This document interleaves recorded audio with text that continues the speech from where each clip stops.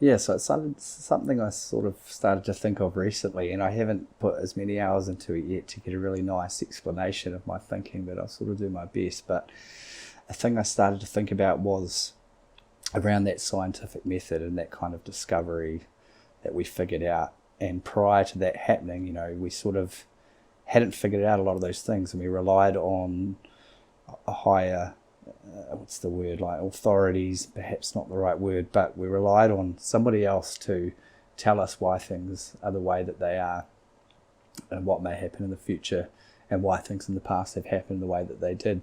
And we sort of trusted those authorities or those people sort of from the pulpit to tell us, and quite often it was from a religious point of view.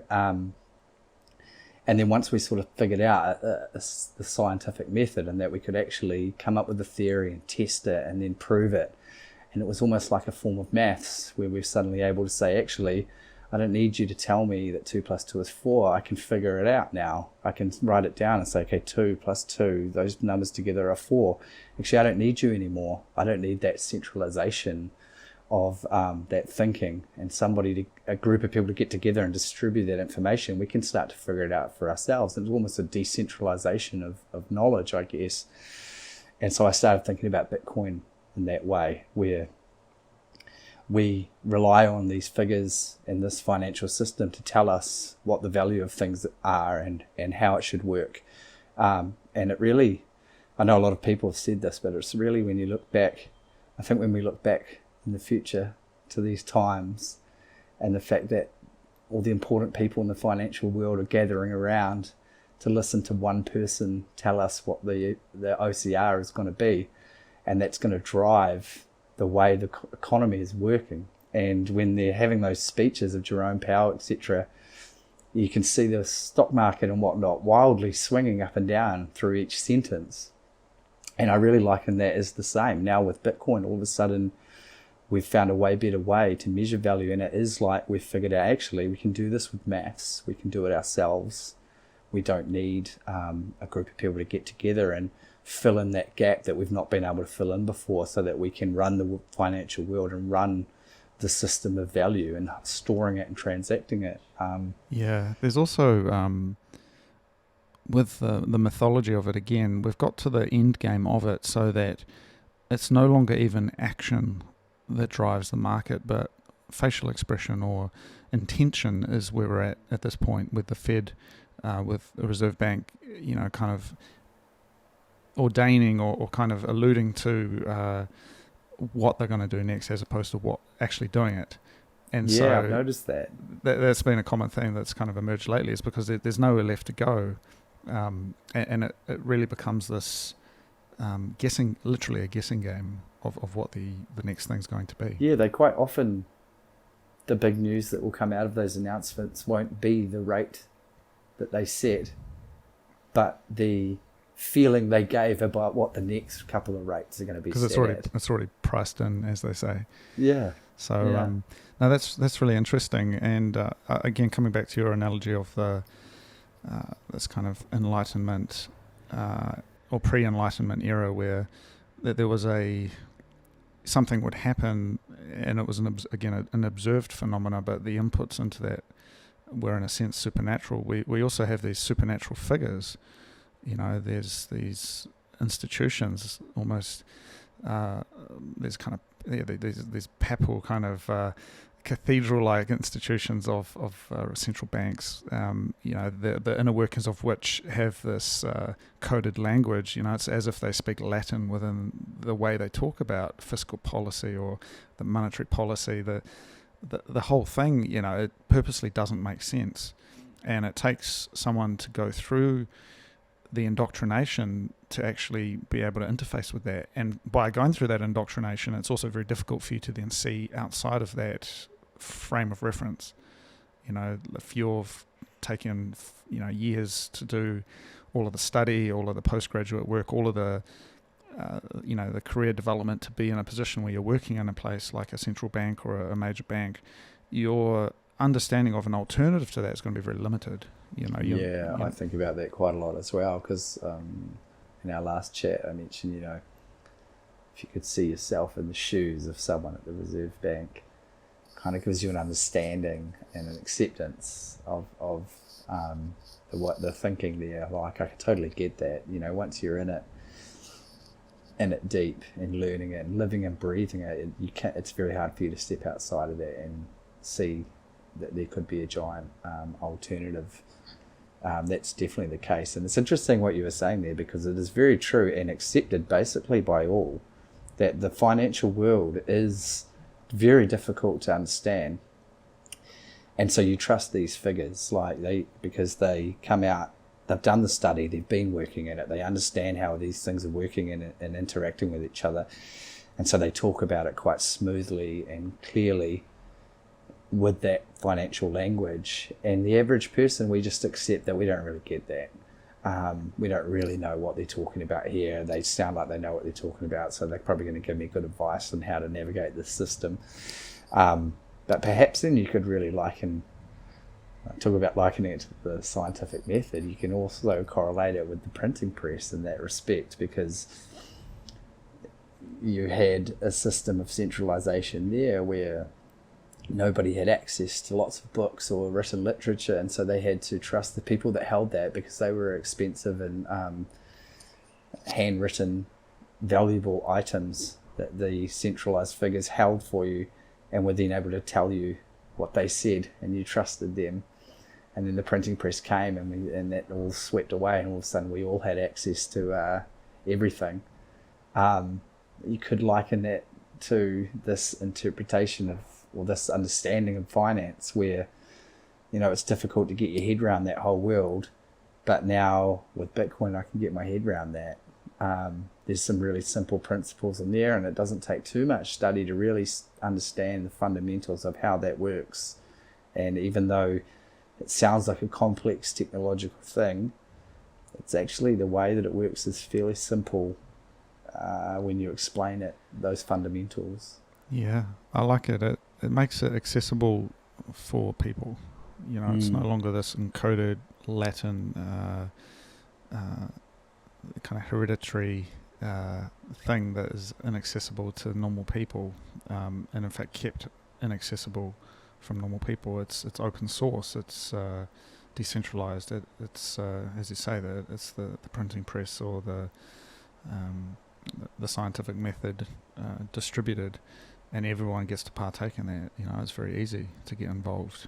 Anyone can do it. And so, in a way, though, don't you think that there's... I'm interested in just following this analogy a bit further and seeing how far it goes.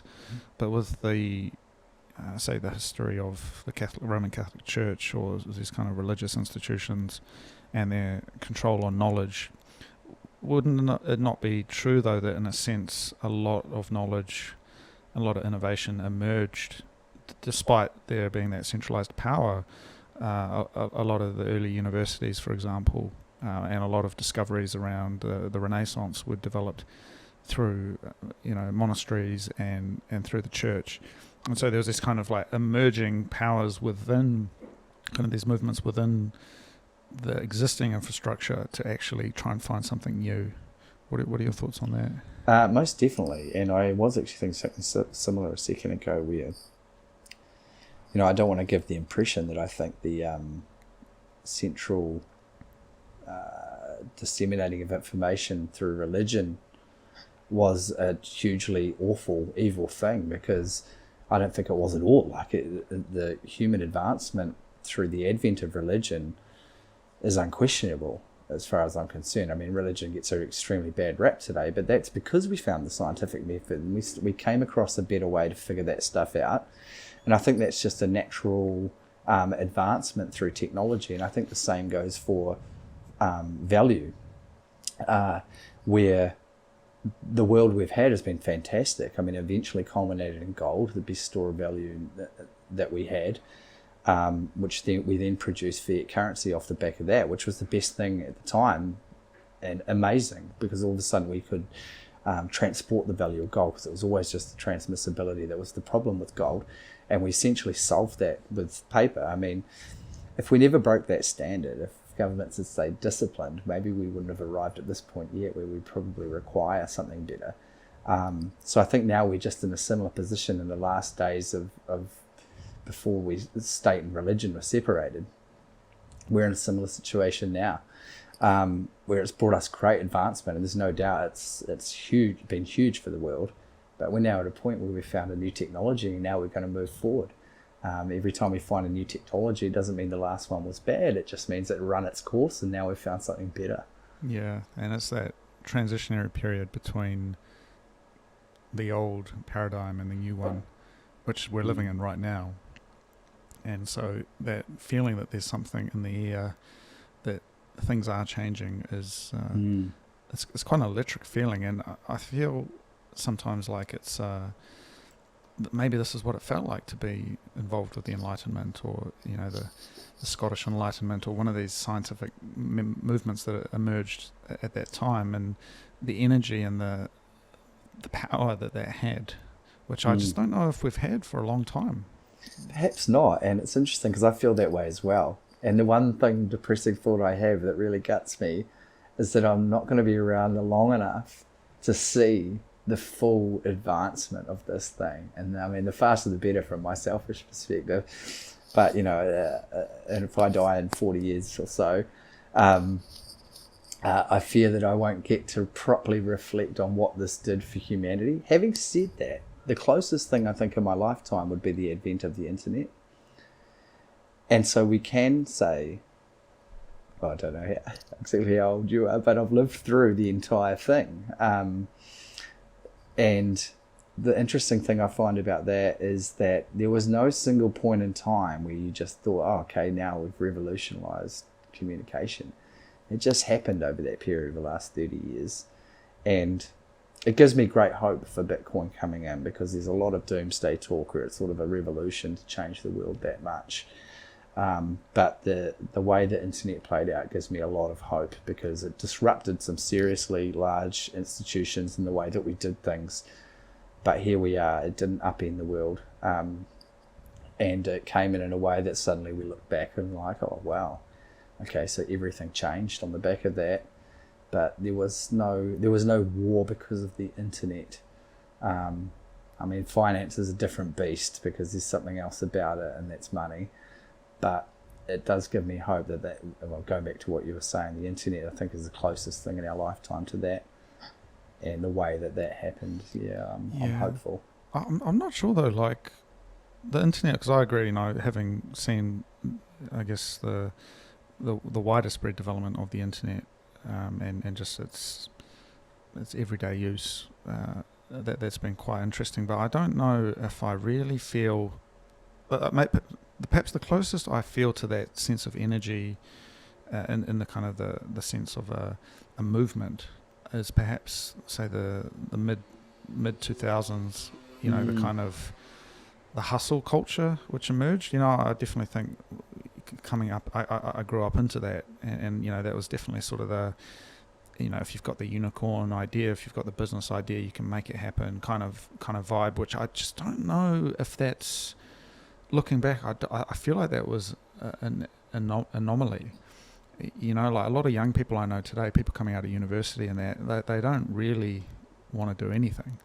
Whereas when I was in university, everyone had a business idea, everyone wanted to hustle, everyone wanted to make stuff happen. And I feel like that is maybe a little bit connected with the Fiat, because the printing press was going hard, post 2008. So when I was coming into university, it was printing hard. There was money floating around, and people were starting businesses and all sorts of things, and money was cheap and available.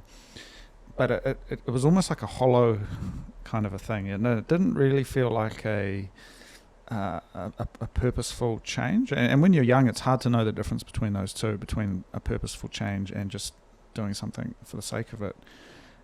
Whereas looking back historically at these periods of innovation, and so the space race, for example, after the war, and that kind of movement to go from being on Earth to actually having people in space, that felt like an effort that everyone kind of got caught up in. Even if you couldn't do anything about it, you're just a normal person. It's like you realize that this was transformative and valuable.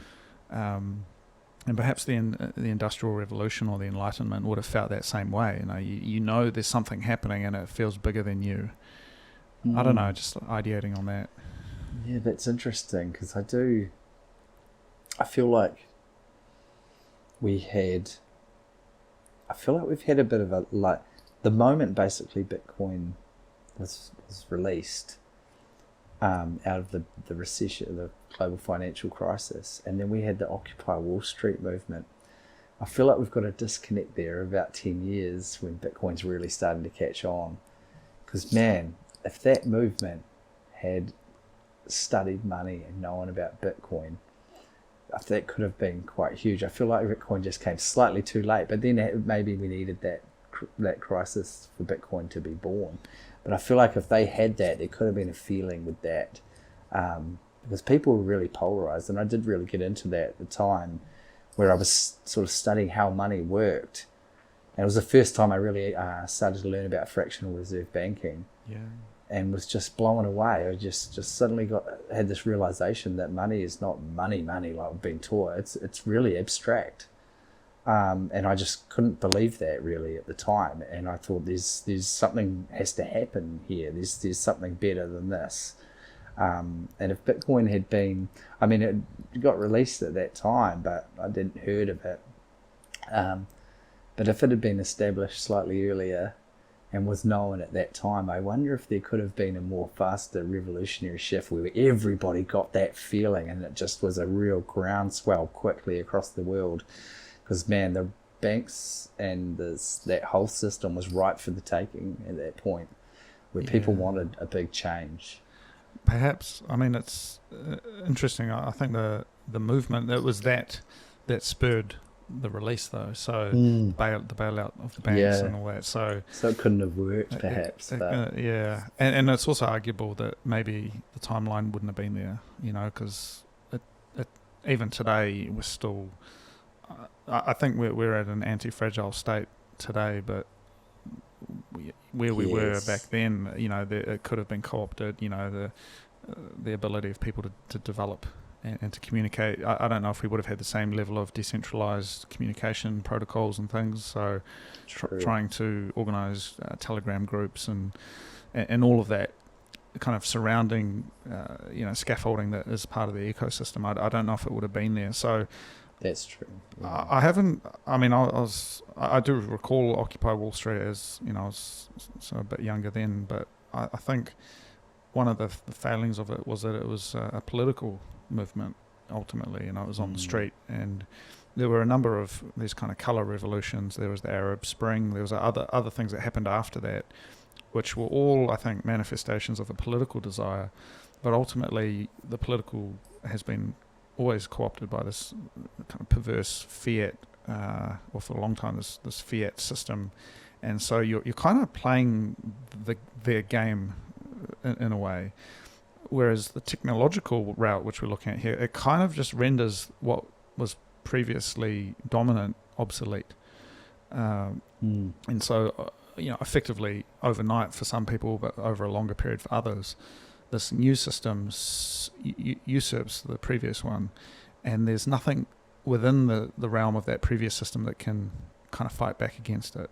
They can try, but it's, with the political side, there's countermeasures available, Yeah, definitely, and that's part of the big reason why I've got so deeply into Bitcoin is that once you really understand it and you see those fundamentals and you really get it, you realize that this thing is inevitable, and actually it's a natural next step for how we measure value, and it's just going to transform it. And I mean, you're seeing little pieces of evidence like that all the time. Like, I often cite that China have banned it how many times now.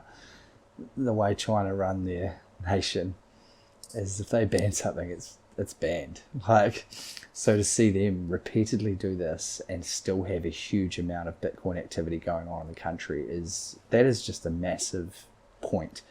I mean, you're just seeing little things like that all the time. I saw something yesterday. I think Nigeria have just put up a bill to legalize Bitcoin.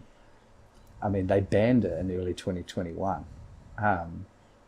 I mean, this stuff, that's phenomenal. It's hard for people to really grasp that something technology based like this can't be hacked or can't be stopped.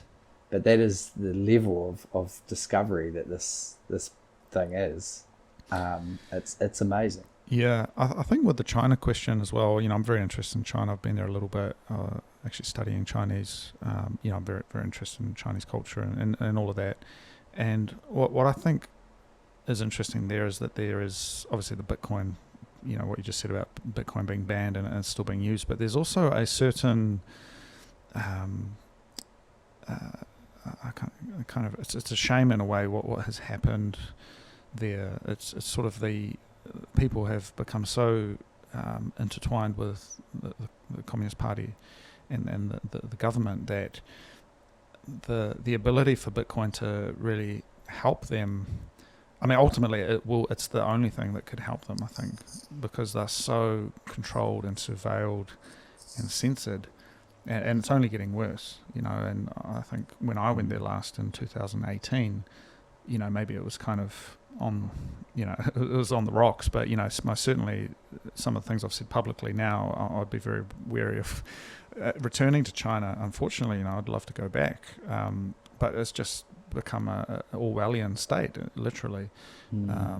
People getting, if you say the wrong word on WeChat, your account gets flagged and the police come around to your house. Or they encourage you, if you're overseas, they encourage you, quote unquote, to return to the homeland effectively. And so there's this need in a way that for them more than anyone to have a way to escape that. And unfortunately the ideology runs deep, but there's this sort of thing that it only runs as deep as a couple of meals before people start waking up. Yeah. And so the economy and everything's been booming in China for a long time. It's kind of been this success story financially for a lot of people, but as that starts to taper off, which I think it may, there's a high possibility that the demographics will flatten out. You're going to get more and more older people, not as many working people, younger people. Maybe there's some geopolitical tensions. What that ends up as is a country that was on the ascendancy but then sort of levels off, not quite ready to become a superpower. And there's a lot of, it's just not really my expertise there, but I get this general feeling that the fear I had a couple of years ago of this kind of Chinese ascendancy has sort of lowered a little bit, and I feel like many people have commented on the multipolar world emerging, where have got many weaker states than just a single superpower or two superpowers. But yeah, it's interesting. It's interesting. It's interesting because I've obviously never been there. But yeah, so see what you mean about the state, like the stuff about the way they social credit score and all that sort of stuff. I can't imagine what it's like to live like that. And such a large number of people. Like, I'm surprised that they've kept a lid on this thing for so long. We think back to the history of Tiananmen Square and all that. I mean, that's 30 plus years ago. Yeah, very marginally, I think they've been able to keep a lid on it. And it's been purely through the ascendancy of the economy and bringing people out of poverty, I think. But now where we're at, it's sort of that and COVID zero is sort of the nail in the coffin. That and then sort of disruption of supply chains, factories being pulled out and redeployed to other countries, things like that. I think it's hard to say, but I don't think it's going to be the clean sweep that it looked like it might have been if they had kept it on, kept things going. And ultimately, this is what happens with totalitarian states. They always fail in one way or another. Yes.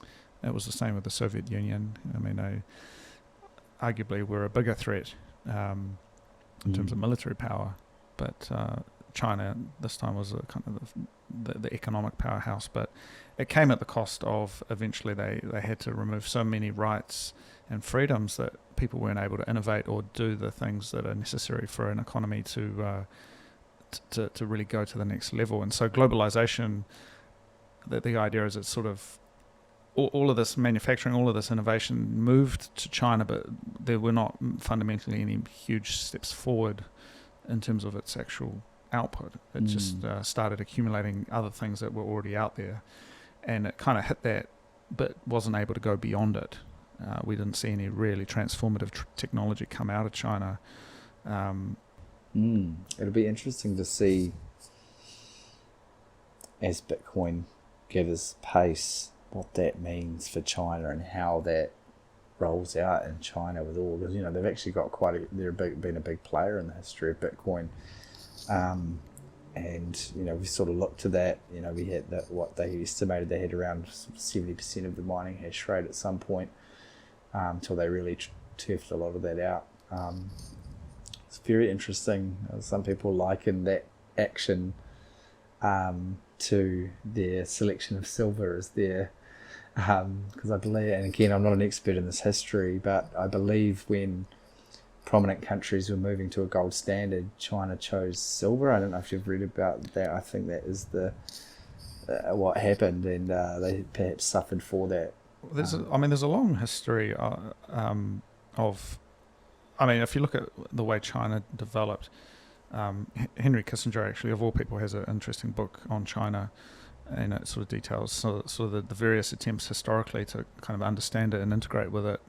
And what you saw in the early days were, these European powers kind of turned up, and effectively the Chinese had this kind of very prideful approach, this kind of hubris to engaging with them, and they lost quite decisively in a number of battles, and that led to this kind of annexation of these areas. Places like Hong Kong and Shanghai were sort of conceded to these European powers who came in with a superior firepower. But throughout there was this reluctance from the emperor system, which we sort of kind of see that replicated today with the Communist Party. There's this reluctance to acknowledge the superiority of the opponent. And that was to their detriment. And so that kind of speaks to that. They thought that they were invincible, and as such a huge country, it's understandable that's the way they would see themselves from in the leadership. But ultimately, it is a number of cities, it's a number of regions, highly diverse culture, a diaspora, and no doubt there's a lot of innovation and things happening, but there's also this kind of cap of it over it all, the ceiling, which I think is the government and the governmental structure, which is unfortunate because there's so much potential, and so perhaps there's this beautiful liberation that happens where these people who are intelligent, industrious, and capable on their own, but limited by institutional organizational thinking, which is generally directed by the government. You can't have a big company in China without it being infiltrated by the Communist Party. So when I refer to that lack of innovation or that organizational structure, it's really because of that. And we see that with the technology companies, places like Alibaba. These trying to be innovative, these technology companies are ultimately co-opted and basically inferior versions of what they really could be. Whereas if that was all taken off and there was the ability for it to flourish, I think that could be a renaissance of sorts. It could be a global renaissance where you've got this beautiful flow of technology and manufacturing excellence coming out of China, combined with different other countries around the world. Everyone's sort of playing their part, which is the mercantile kind of free market dream. But that's starting to fall apart. Globalism. What does it mean anymore? Sort of, there's this move towards onshoring things. I think supply chains. There's a lot of fear moving around. People are sort of thinking, well, where are we going to get our oil from? Where are we going to get our food from? Yeah, well, the disruption through COVID perhaps taught us that this huge global system that we've put together, it can fail. Like we sort of brought the world to a halt, and then found out that you can't just start it back up again that easily. It's interesting, and you are seeing things more localized, and you reduce your risk by trying to bring things in house or do them in your area. And I wonder if I don't wonder. I think that's the future. Just getting a bit more local and a bit more individual around a lot of these things. and that just dovetails beautifully with Bitcoin. I've been reading a book recently. It's called A Canticle for Leibowitz. I was telling you about this the other day, but it's set in a distant future where there was a nuclear war, and there's this monastery, monastery, and they discover the kind of remnants of the 20th century, and they're able to kind of start piecing together in this future dark ages what the 20th century must have been like. And they discover all these diagrams and schematics for different kind of machines and cars and rocket ships and things, and they're unable to comprehend what it all means. And this kind of loops back to the what we were talking about with the Enlightenment, the Renaissance, Industrial Revolution, this great period of human development, where these monks in this time are able to kind of find these things. They're not really able to understand what it all means, though. And a couple of them start trying to put it together. They think, well, can we actually rebuild this? What is it? What does this mean? What do these marks on the paper mean? And they over time, because a lot of them were paper schematics, they go through this process of religiously copying the memorabilia, they call it, of the 20th century and prior, and keeping archives of this, over thousands of years, and passing it on, and then kind of doing this illuminated manuscript and these illustrations alongside it, kind of like what you would see in medieval times. There's kind of dragons and little cursive decorations to these basically blueprints, and I thought it was very fascinating how that played out, and how they sort of were looking at these things but unable to understand what they meant, because in a way the Renaissance was led by this discovery and rediscovery of ancient literature and thinking, and then that led to not necessarily the technological revolution straight away, but it led to a new way of looking at things, and I often wonder sort of what that means kind of for where we are at the moment, rediscovering something like the gold standard, which has been gone for a long time.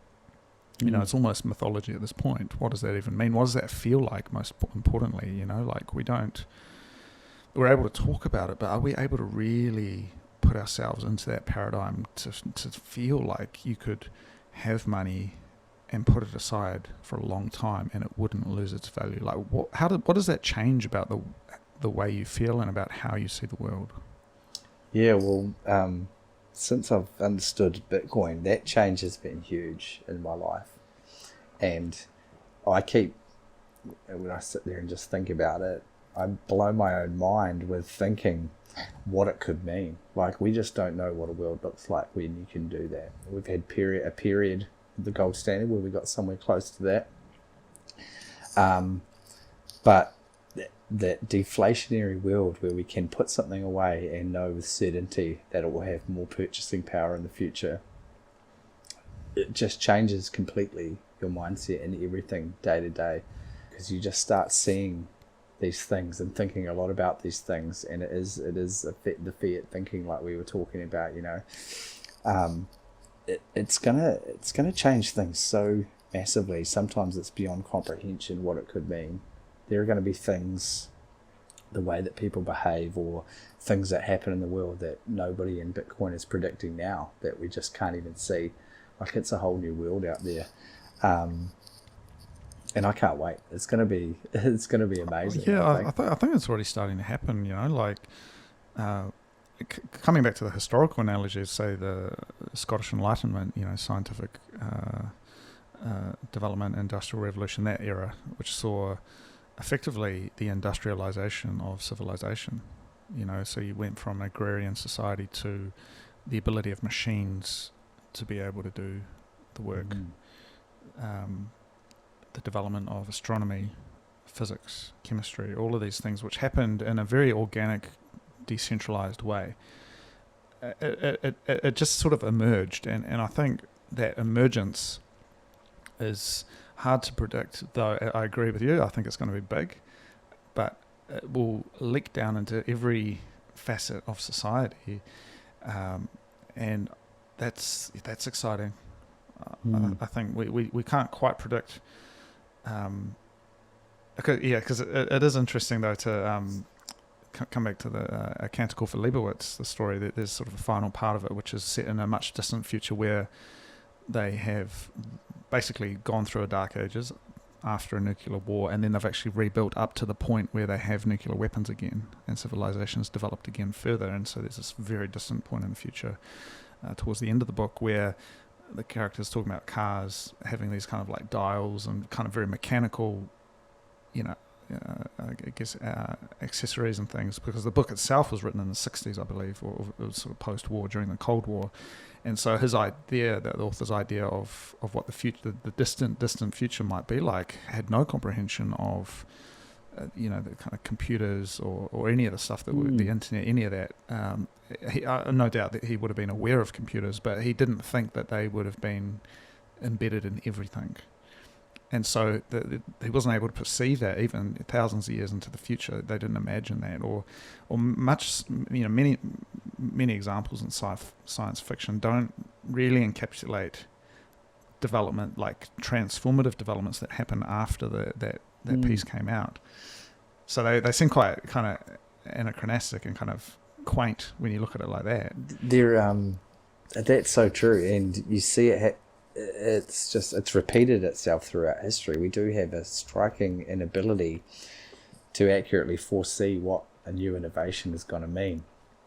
Like there's lots of famous examples when computers were starting to take hold, and some of the biggest players, and I can't remember exactly who it was. There was a quote, the future of the world, there'll be about 5 computers that will run all of our processing in the whole world, and there's such big things that you've got to put together. They're so expensive to put together that kind of thing, or they just assumed it would be centralized and everyone would like rent space or time using this computer. They couldn't, even that, I can't remember who that was, I wish I could, but it was a trusted, a very known figure in computing, and that he couldn't even predict in any way, shape or form that we might be carrying them in our pocket, every single person, and would own multiple ones. And it's the same with all these things, there's I've seen lots of screenshots of hilarious newspaper articles proclaiming the death of the internet, and it's not even going to be a thing. And we're at that same point with Bitcoin. There's very loud voices out there, saying that this won't be a thing. There's I think there's a certain number of fields that you need to map upon each other, because interestingly, and I'm conflating a period of several hundred years here, but you see the development of economics as a field of study happen around about the same time as the Enlightenment, as the Industrial Revolution. So Adam Smith, the Wealth of Nations, that sort of 18th century approach, which also brought in some developments in statistics and mathematics as well, that all sort of came together. And so I think if you were to map it out as a cultural study of not only the technology of Bitcoin, but the political, the economic, the scientific, all of these different kind of fields, and kind of layer them on top of each other. So like, what does that look like? Okay, so you've got Bitcoin doing this, on a technology layer, but on a social, on an economic layer, it's doing this and this, and kind of running that scenario out. What does that look like? What do the incentives look like from an Austrian economics point of view? Ultimately, Keynesian economics provides a broken lens for it, but I think looking at the incentive structure, well, if there is a deflationary world that we live in, where we're grappling with some global challenges around climate change, food supply, all of that kind of the big stuff. How does that change the way we live and the way we do things? Well, that's the amazing thing about Bitcoin, is that it actually has the exact opposite narrative going with the average person than what I believe is reality in the future. And the fact that Bitcoin is deflationary in this way is just, I feel like it's the silver bullet for climate change and so many other things. And we talked about this before we started, where the nature of our products that we produce and technology. And they're all designed to last the life of their warranty, and then you throw it out and you get a new one. And with a deflationary world, that'll be flipped on its head. You know, we will be incentivized to build products that last for a long, long, long, long time. And maybe more effort goes into making those products and more material and a slightly larger carbon footprint perhaps. But then you'll keep that item for a long time. And I can't wait to see what sort of effect that has. And just like we're in this weird system at the moment where everybody, when we talk about the environment and things, we want to reduce consumption or reduce the amount of effort we put into something. But at the same time, the products we talk about with doing that are all incentivized to be produced incredibly cheaply and to live short lives. And so it's like we're just fighting this losing battle. We're pushing shit uphill. We're trying to use less of a product because it's bad for the environment, but the product was produced in a way that means it's disposable, when we know we have the technology to make better products than what we buy every single day, products that we won't throw out. So if you buy a product you won't throw out and you use it for that same purpose for a much longer time, then it doesn't matter if the effort or carbon footprint of that original creation of that product was larger. And I think it'll come in a way that's even much better than what I can explain, because I'm just trying to think of terms of how we do things day to day. But I think what we'll see is just something amazing where that whole life cycle of products and consumption will just change completely and radically. I think we're also in a unique situation where you and I, as interlopers between these two eras, these two epochs, I don't know if in the future people are even going to understand the dilemmas that we're dealing with here. I think they're going to look back on it just as we might look back on historical eras and think, well, you know, that was uncivilized or that was barbaric, without understanding the context that they were in. You know, like you can look at ancient civilization, ancient Greece, ancient Rome, and think, well, there's some really interesting, beautiful artistic aspects of that, culturally, philosophically, some amazing things that arguably are unrivaled in modern society and, in fact, foundational to it. But then there's other aspects of it that are very curious, and people think, that's quite barbaric, or that's uncivilized. But we can only look at that from the vantage point of where we are today in history. And what is that going to look like in 20, 30, 50 years, once a generation, say 20 years, has passed from the Bitcoin standard being predominant, where people kind of forget, and there's people born into it who never knew the fiat world. I'm really excited for that, and the kind of the stories that are going to be told around the work that people are doing today, because we're still in the Genesis epoch. It hasn't even been 20 years. And so generations generally considered to be 20 years, right? So we've got a little while left yet where there's everyone's sort of seen it. Anyone who's an adult pretty much has seen it emerge from, most people would have heard of it in the last 10 years, in the last 13 years. So we're not even quite that far along the story yet. No, it's young days because I think the internet was first. It was the first sort of remnants of it. I think we're in the 70s. So it took a long. Actually, even though it seems relatively recent, it took a long time to really come into the public understanding. And so, we might.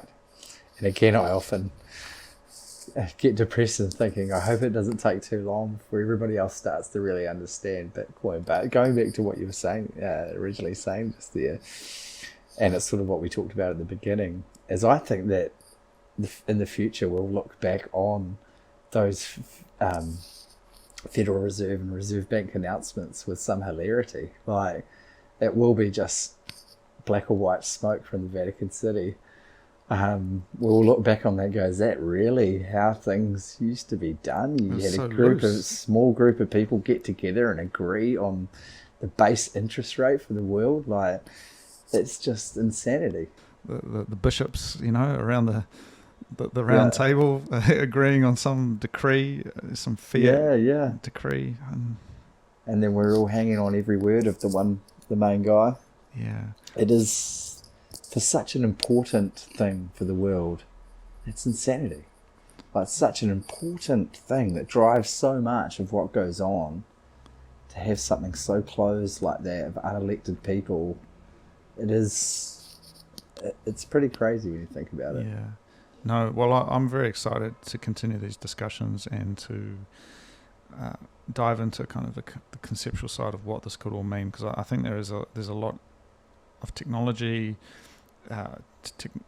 technology enabling this, but really what we're looking at is a philosophical, a cultural change that's emerging, and that's sort of this second phase where Bitcoin is and it exists, it's out there, but what is the engagement and the human action look like relating to that? And that's, I think, what I'm really interested to explore further, and what it means for us here in New Zealand or for the world.